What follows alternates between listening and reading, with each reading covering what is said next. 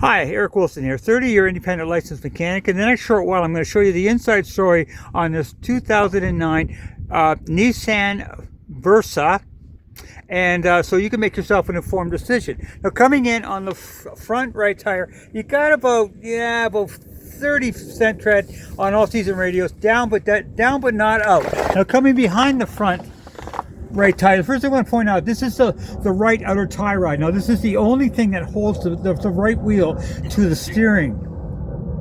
Okay, this is the only thing that holds the right wheel to the steering, and that is tight. This is the right lower ball joint. Now, this is critical because it's the only thing that holds the wheel to the chassis. That and the strut. But this is tight. This rubber boot here is the right outer CV boot. Now, it's full of grease. If it was ripped, you see grease all over the place. Important not to be, because it lubricates the axle moving forward.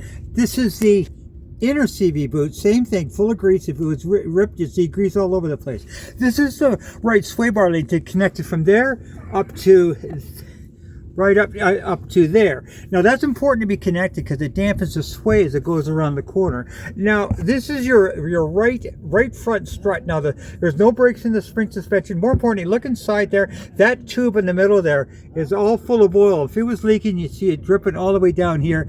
That is not important, not to, because it controls the suspension on the car. Now, speaking of leaks, I'm going to take a look here for any indication. Okay, now that's the bottom of the motor.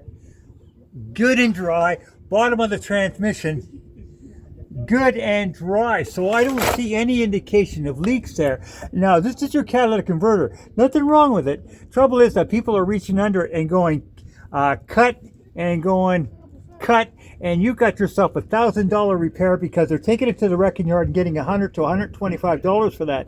Now, if you buy the vehicle, I am going to put a free catalytic theft protection system on it, and that costs you nothing if you buy. Simply contact me.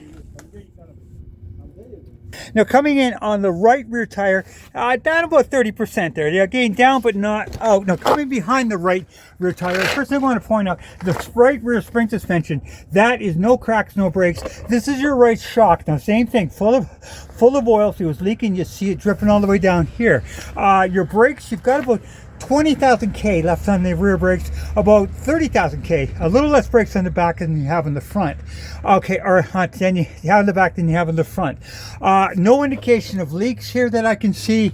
Bottom of the car, your exhaust, no cracks, no breaks. Other than surface rust, not seeing anything of rust issues. No major rust issues that I can see. No structural or open holes.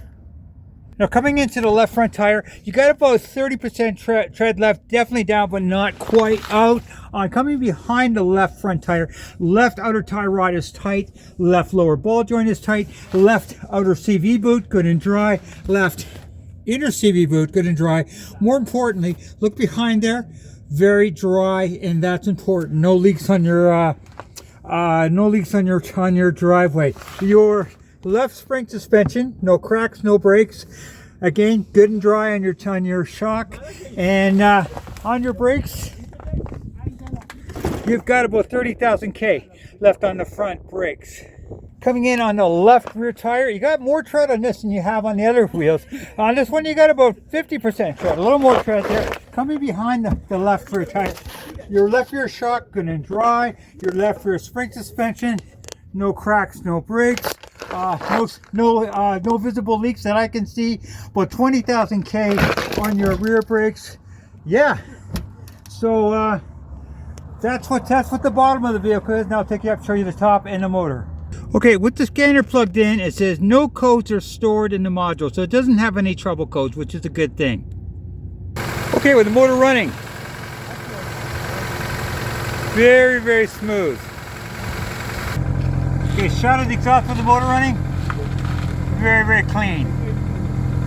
Now, one thing I always do is I take off the cap and I look underneath for any indication of white goo. Now, white goo would be a mixture of oil and antifreeze, and which is a head gasket. Now, I don't see any indication of that in this at all. And so, actually, honestly, this motor's running really half decently, and as far as I can tell, other than the fact that the four tires are definitely down, I'm not seeing any major issues that you might want to, that you have to address. Do have a crack in your windshield there. Now, if you buy, what you're going to do is you're going to come back to me, because I'm going to put this catalytic in it. They're going to put these cables on your catalytic converter, so that when people are laying on the ground, they reach up, they hit these with the Sawzall, and they say forget it and move on. That's going to save your cat.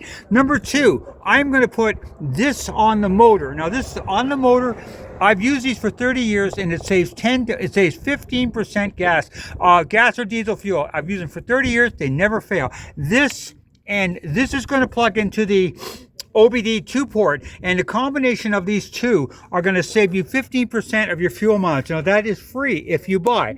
Now, in addition to that, I'm also going to give you 2 more of these, because I'm going to show you where to put them on your house, believe it or not, on the furnace, on the fuel line to the furnace, the natural gas line to the furnace, and the natural gas line to the water heater. They just clamp on, and they are going to save you 10% on your natural gas. And again, I've done it for 30 years. It never ever fails. It never stops.